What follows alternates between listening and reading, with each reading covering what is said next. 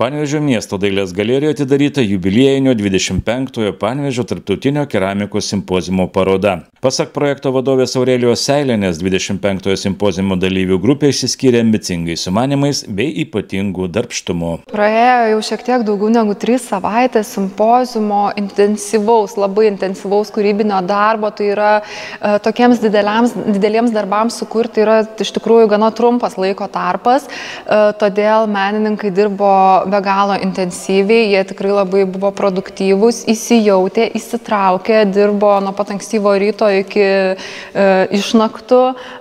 Tikrai visi yra be galo pavargę. Ambicingi, reikia pasakyti.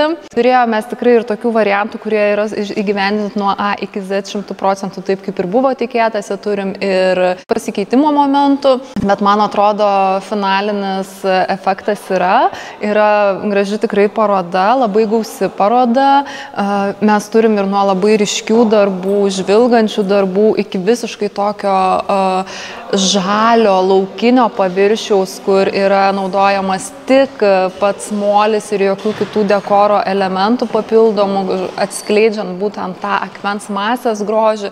Tai man atrodo parodoje galima išvysti nuo iki tikrai. Antrą kartą Panevėžio tarptautinėme keramikos simpoziume po 9 metų pertraukos dalyvaujanti menininkė Eglė Janikytė Narkevičienė teigia atradusi ne tik pasikeitusi simpoziumą, bet ir patį Panevėžio miestą.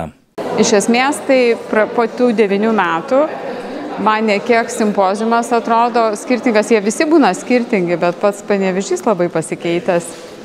Ir galerija atsinaujino, ir mieste labai gražių vietų atsirado.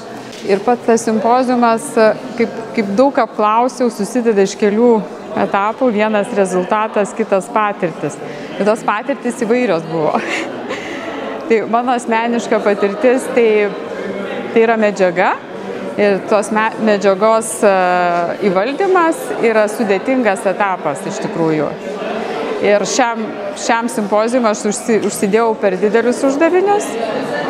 Ir įvyko įvairiausių dalykų, kurie įvyksta gyvenime ir gerų ir blogų, bet rezultatas yra kažkoks. Šiemet simpoziume didelio mastelio akmens masės kūrinius kūrė 8 menininkai iš Ukrainos, Latvijos, Lietuvos, Danijos, Lenkijos ir Portugalijos. Visi jie teigia esantys sužavėti Panevėžio miestu, organizatoriais bei kūrybinėmis ir darbo sąlygomis. In general, the atmosphere in symposium was very good and nice because it's interactions between all artists and organizers. So there was, I can say, just positive work. So it works because it was good to work and good to meet colleagues. So all process went well because also we can choose the time what is the best for us to work and how long we need to work. Yes, I think it was a very good atmosphere and also these positive emotions I will take with me from symposium. Aš įsivežu labai daug patirčių, tokių, kurios iš tikrųjų dominavo teigiamos. Ir iš tikrųjų labai daug buvo prabangos ir degustacijų, daug kelionių, daug bendravimo. Būti grupėse 3 savaitės, tai yra didelis iššūkis visiems. Tai pasimato visų skirtingi charakteriai, keistumai, bet kai tu gali į tai nekreipti dėmesį arba kažkaip tai neiškelti pirmą planą, tai yra gerai būti kartu šiaip. Well, I would say that those 4 weeks were very busy. We've been working a lot. I've learned a lot and also met a lot of great people. And I think that was the best thing about the symposium in general.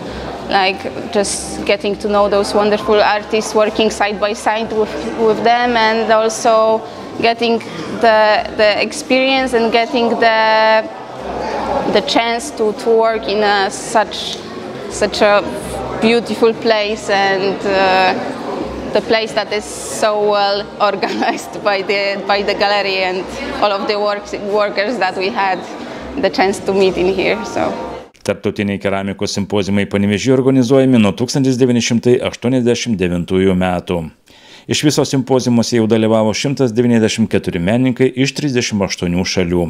Pasak projekto vadovės, jubiliejinio simpoziumo grupė labai šiltai bendravo, keitėsi idėjomis bei patirtimis ir kūrė unikalius kūrinius. Iš tikrųjų susirinko labai tokia grupė bendraujančių žmonių, labai atvirų žmonių, man atrodo, jie visi tiesiog sulipo į vieną, nebuvo kažkokių didelių grupinių susiskirstimų, žodžiu, visi labai šiltai bendravo, labai šilta iš tikrųjų grupė, kas yra irgi labai iš tikrųjų svarbu kiekvieno simpoziumo metu, nes ne kiekvieną kartą tu tai numatyti gali ir ne kiekvieną kartą tai pavyksta išgauti, sakykime, nežinom juk visų žmonių, kokie jų charakteriai ir panašiai, tai šį kartą tikrai grupė buvo labai smagi, netgi sakyčiau, šilta, bendraujanti, žodžiu, visi susidraugavo, dalinosi idėjomis, dalinosi patirtimis ir man atrodo tikrai jie išsiveža pačius gražiausius prisiminimus apie šitą vietą, apie galeriją, apie Panevėžį.